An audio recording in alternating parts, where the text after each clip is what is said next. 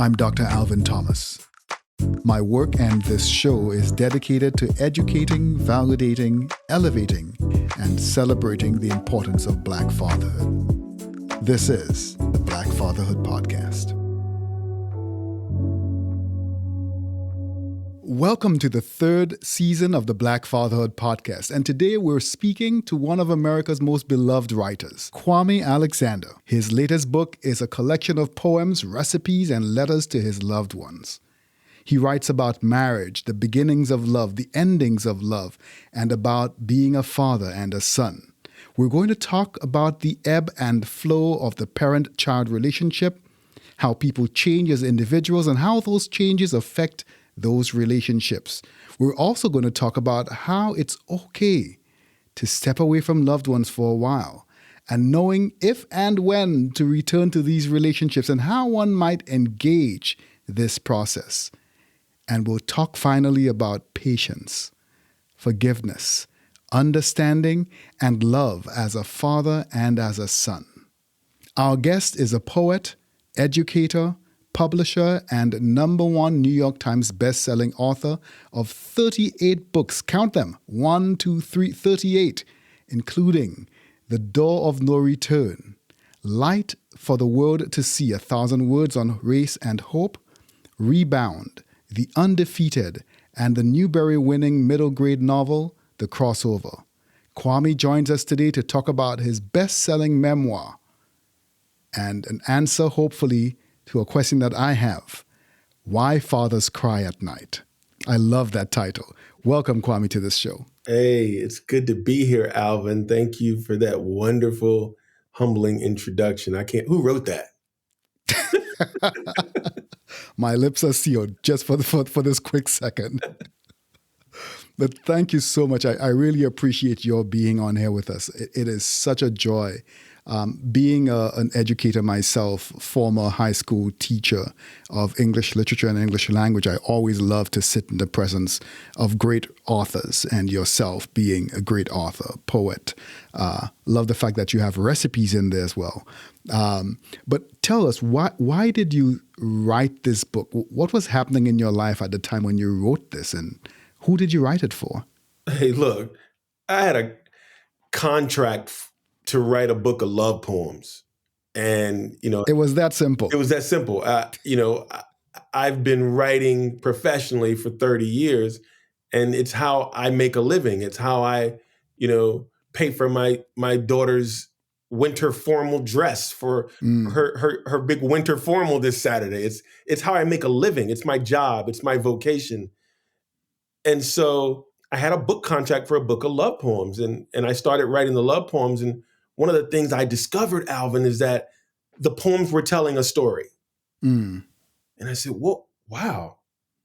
And so as I began to tell this story of how I've loved, how I failed at love, how I've perhaps succeeded at it, I said, well, let me just really lean into the story of my love life, my romantic, my parental, my familial, my community, and my love as a child for my parents. And once I did that and began to write more and more poems that fit those themes, my editor said, well, Kwame, you should really consider including some of the recipes that you reference in the poems. So I had written this piece about my mother's fried chicken. So I ended up including that recipe. And then she said, well, now that you got recipes, maybe you should give more context and write an essay, a personal essay. And then, of course, it just became this hybrid thing that we called a memoir because it was personal and private in a way that I've never been. And it told my story to my daughters, to my father, to the people in my life who love me and who I love. It told a story that ultimately helped me become a better father, parent, lover, son, friend, man. So it started as just a book of love poems and ended up being this very transformational thing that has changed my life. That is awesome. I love when these projects take a life of their own. You start them with one thing and they become something totally different. And we learn that if we lean into it, if we allow it to, it will reveal things sometimes that we may not want revealed, but nonetheless Right. are necessary to be revealed. So you talk a little bit about, not a little bit, you mentioned your father multiple times in your book, but also as you were talking today. Tell us a little bit about your relationship with your father while you were growing up. My father, was an academic. He was intellectual. He was a religious man. He was extremely bookish. Um, and and so the way that he communicated with you was most of the time it was through language and literature. It was go read this book. It was, sit at the dining room table and lick stamps for envelopes that are going to house catalogs for his publishing company that he's got to then mail out. Like his interaction and engagement with us as children was all centered around books and literature. So I grew up, loathing books because it was the thing we had to do. And I viewed it as a child as being forced to do it. The other side of him, the more sort of personal side, because that was his professional side that sort of leaked into our personal lives. But the other side of him, he was my father could use words to not only, build you up, but to tear you down. And he had a way with words. One of the pieces I write in the book is called The Heavy Weight of Fatherhood. My father sometimes loved us like a boxer, would tag us with biting jibes when he was too busy to answer a question, throw numbing jabs that stabbed our ears and growing hearts when he was upset. Round after round, my mother would referee, but he would back her into the ropes. The man would not stop until he knocked us all down. Then, when he was satisfied that we were down for the count, my sisters emptied of joy, me defeated and repressed, he'd retreat to the corner and massage our wounds with a softening tongue, an honest humor, a familial allegiance that lifted us all up, that left us each smiling and revived and almost forgetting the sting of love. So words were reward, punishment, torture, triumph, words like that was his life. And so it became our life. So when you ask, what was my childhood like with my dad? That's how I remember it. And certainly I didn't appreciate it as a kid. When I look back on it, I mean, I've written now 40 books, Alvin.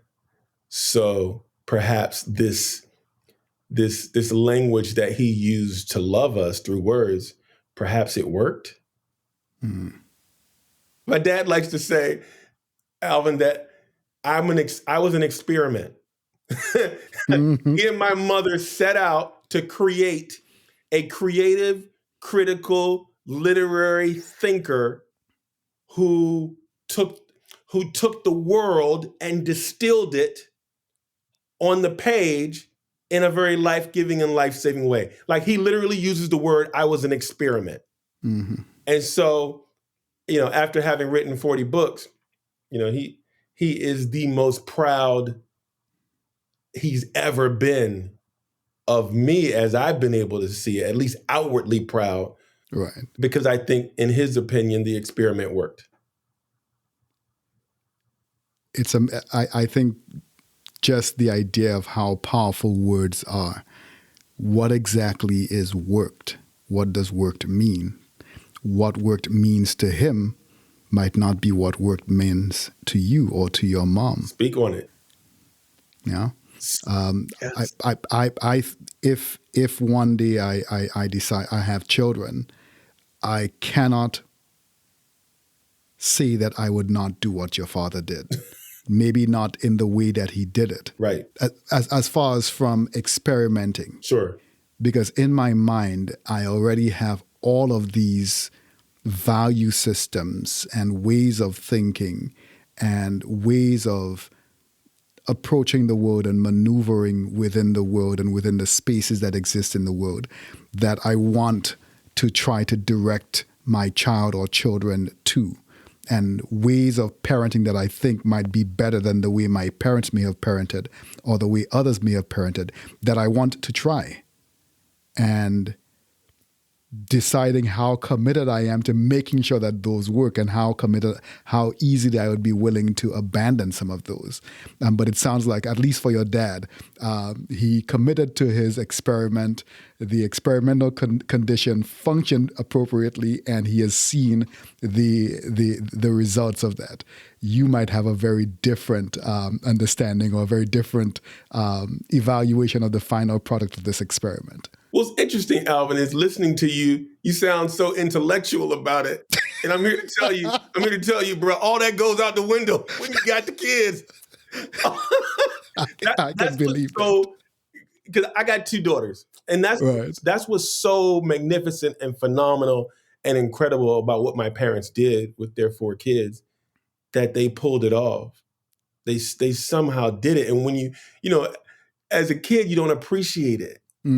But when I look back on it, I mean, it wasn't all great. It wasn't all, it wasn't all beautiful. Like it wasn't baseball in the summer and carnivals and cotton candy all the time, but look at where I am today, and there's no way I'm here had I not gotten that. Had my parents not had that foresight, that insight, that intellectual capacity, and in my mother's case, that creativity and that imagination and that playfulness, which balanced out my father's staid, incomprehensible academic self, to be able to do that was just incredible. Because when I look at what I'm doing with my 2 daughters, dude, it's hard. And I'm like, sometimes I'm like, what am I doing?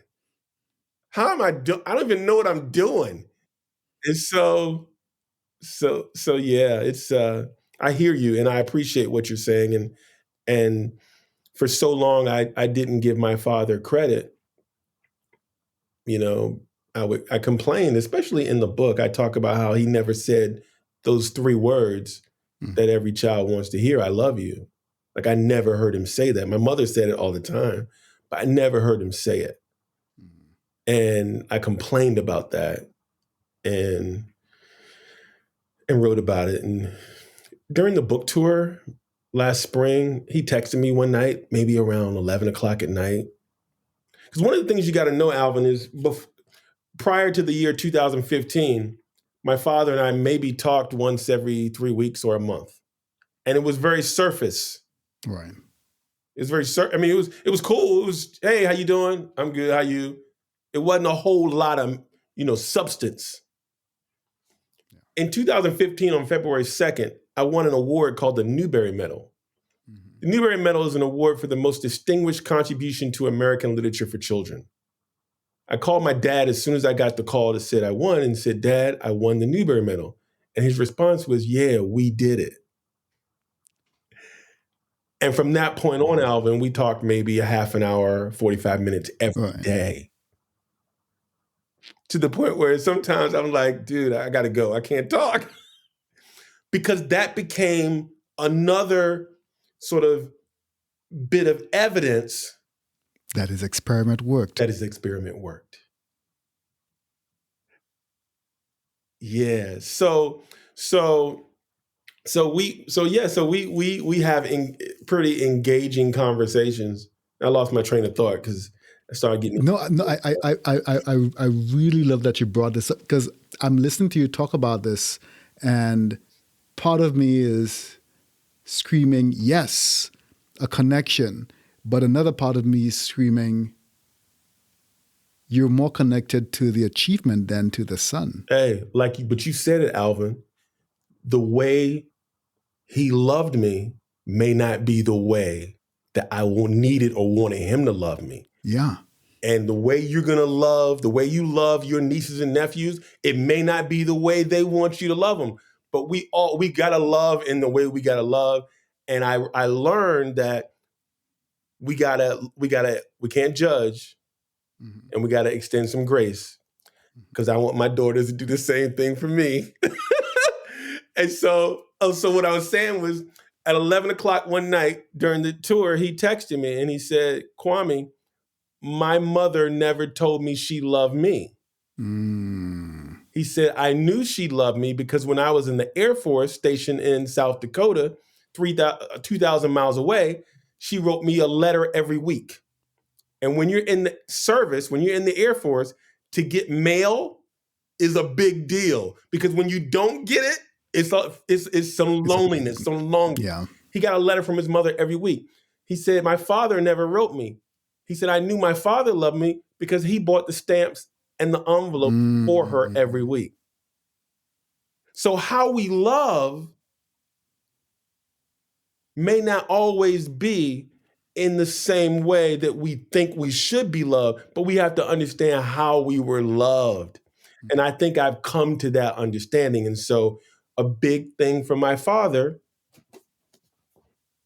who was a writer and a college professor and a publisher and an avid reader, a big thing for him were the books, because the experiment that he sacrificed, that he invested, that he put all of what he had into, it yielded some results that were pretty significant and profound. But it sounds like you're doing a kind of experiment yourself. And I feel like every parent is doing an experiment, is engaged in experimenting, whether they know it or not. They're trying new things. It sounds like you're in this realm that you're experimenting with your own two daughters, where you've said that you wanted to write this book so that your own daughters can read how their father loved. Right. But also holding at the same time that while you're telling them how you loved and you're loving them in the way that you can love them, it may not be the way that they want to be loved. Yeah. And they have to eventually come to terms with that themselves. Spend some time away from you maybe and determine, why did dad love in this way? What does it mean? What does it not mean? And how do I now re-experience these childhood experiences with a different frame of mind? And so my question then is, what does this mean for your daughters, or what do you think it means for your daughters? First of all, you should write a book. Let me just say that. If you should write a book about love and about all this, because you definitely got some insight, because your questions are really, rather interesting and got me thinking. My 15-year-old saw the memoir on the kitchen counter, and she said, Dad, we're studying memoir in English class. She's a sophomore. She said, how cool would it be if I read your memoir? She said, I'm not going to do it, but how cool would it be? So she hasn't read it, and she probably won't read it anytime soon, and I get it. My 32-year-old, and I think, she called me, or she texted and said she did not want me talking about her in public. And she was pretty frustrated, angry at the fact that I had written this book and not shared it with her in advance. Now, the other thing you got to know is 3 years prior to and during the creation of this book, we hadn't talked. My oldest, my firstborn. And part of my, impetus for doing this book was hopefully it would open a door for us to sort of get in the same room, to get in the same space, to get back some of that father-daughter bond, to heal. But when she initially read it, it was dissension, it was tension. Mhm. So also let me say that. That's the preface. Now, fast forward to the epilogue. After having written this book, which is the most vulnerable I've ever been in public on the page, I learned some things about myself that allowed me to then engage with my daughters in a way that I never had, which then made our relationships even more authentic. And ultimately, the healing began between my oldest daughter and I. And ultimately, the way I engaged with my youngest daughter became more productive and more fruitful. So it was more about, it was less, I thought I was writing it for them. Mhm. And the reality is, I was writing it for me so that I could be a better father get on the path to becoming a better man. And the biggest thing I learned, man, well, two things. And mothers and women, I find, just know this. My mother knew it, my grandmother, my aunts. I feel like the women know it. The men, I feel like we struggle. Number one, listen. The listening. Albert, my mother used to come in my room. She would punish me because I was a precocious kid. And she punished me by sending me to my room because she knew I didn't like to be alone. Mm. So that was her punishment. So I'd be in my room. I hate that woman. I hate that woman. And she would come in and she would make a joke or sing a song that was funny. And then I'd start laughing and she'd walk out the room. I was so livid. I was so mad. She had me laughing. So my youngest daughter, when she gets upset, I would go in her room and try to make her laugh. And one day, Alvin, she said, Dad, sometimes it's okay to sit with your anger. I was like, oh, snap. So the second thing I learned from this process, man, is that not only do you have to listen to the people who you love and who love you, is you can learn a lot still from your children. Yeah. You can learn a lot. The last thing I learned that I began to apply, which has helped me significantly, is, and again, mothers and women do this so well, this idea of unconditional love. I forgot that, man, when it came to my oldest daughter. I forgot that. Like no matter what kind of disagreement, hey, it's better to be to love than to be right. Better to remember that this is your child than to be right sometimes. And so I've learned a lot, man. I think it helped me. I know it helped me in terms of interacting with them, and I just feel better, and I think it appears that they do as well. It almost sounds like you're preaching at church here for a little bit. Well, I almost want to call for an offering. But you mentioned this thing what you were just sharing is in keeping with what you've said many, many times before, including in the memoir, that I am not a grown man. I am a growing man. And the refrain that we hear a lot, or that I hear a lot, when young men try to assert their independence or assert their authority or their knowledge of something is, man, you can't talk to me. I'm a grown bleep man. Right.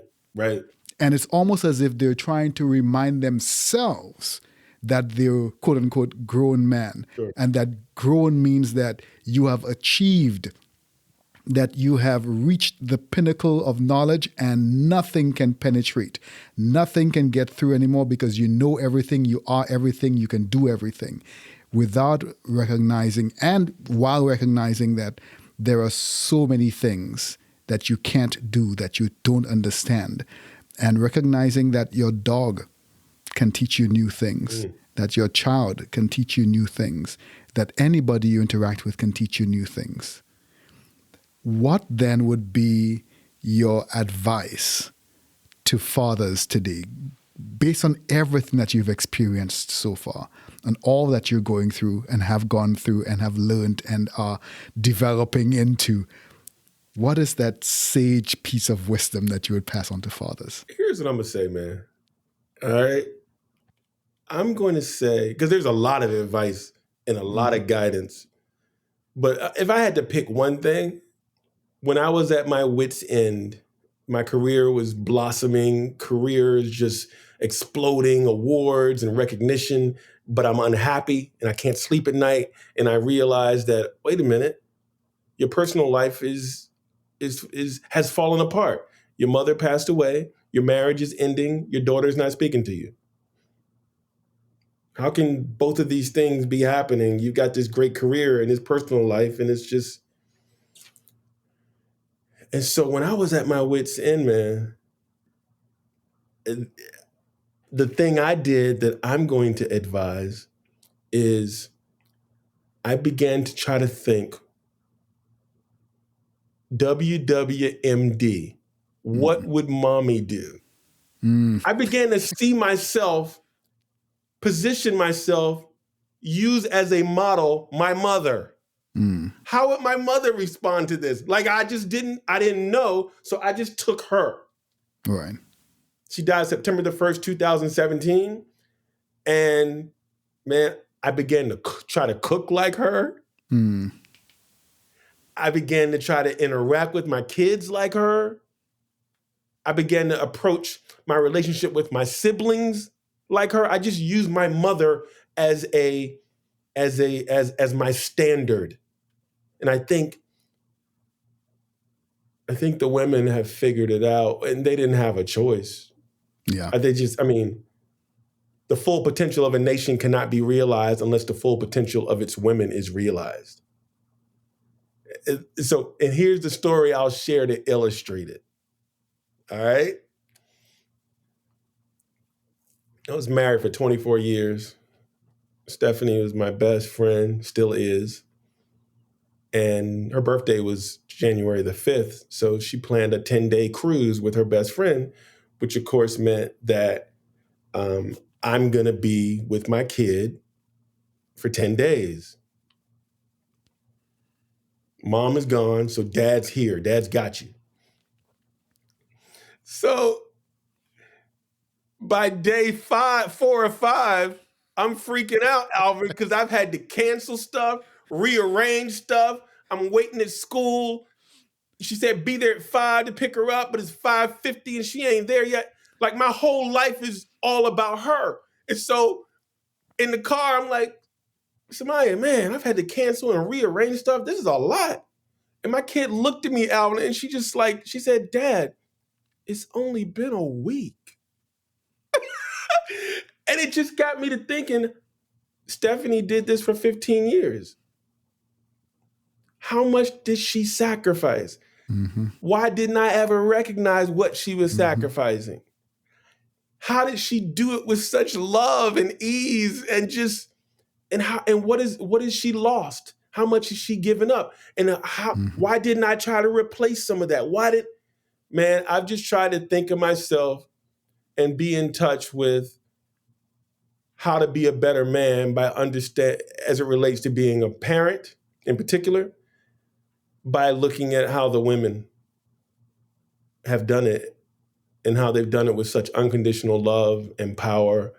And so that's one of the things I would say. And then I would say, acknowledge and recognize the women in your life and send them on vacation and start doing the dishes and do the laundry and just try to be present, listen, learn, love. Yep. I will ask you this one question before we end, though.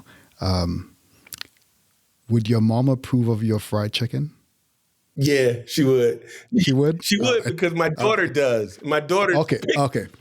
Just want to make sure you're representing your mom's authentic chicken. I am. Thank you for asking. Good. Yeah. Thank you so much for joining us today, Kwame. It was a pleasure speaking with you. You as well. Every one of us comes into life with skills, talents, predilections, tools. We love and hurt with the same tools, which means that we have a choice. But we need to be patient with each other. For what sometimes seems like hurt is an attempt to love. We have to learn to tell the difference between attempts to love and genuine attempts to hurt. Unconditional love means that we are intent on loving the individual regardless of the circumstance. And as fathers, we owe to our children unconditional love. No matter what the report from the school is, no matter what mistake your child may have done, that child should always know and understand that love from you will always be present, even if there's necessity for punishment or for correction. I am a grown man. I want to challenge us to rethink that phrase, for it assumes that you have arrived and that you have no more growing left to do, and is anathema to reality. We are all growing men, and there are people that we can learn from. There is always a situation from which we can grow and learn. Open your heart and your mind to being able to grow and learn from your own child, from your partner, from your spouse, from your pet, from your boss, from the stranger on the street. Explore yourself and your limitations and find support in the persons around you. But while you find support, don't overlook those in your life who have been there all along, toiling with you. Remember the women in your lives. Remember your co-parenting partner and support them too. Be kind to yourself.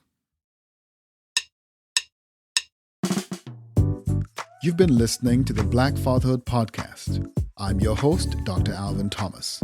I'm a clinical psychologist, researcher, and the director of the TriLab at the University of Wisconsin-Madison's School of Human Ecology.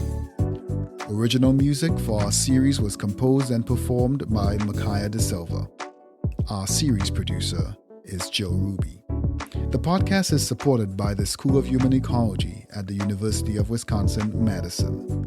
And you can follow me on Twitter at Dr_AT758. That's Dr_AT758. And on the web at thomaslab.humanecology.wisc.edu. Make sure to subscribe to the Black Fatherhood Podcast wherever you listen to your podcasts.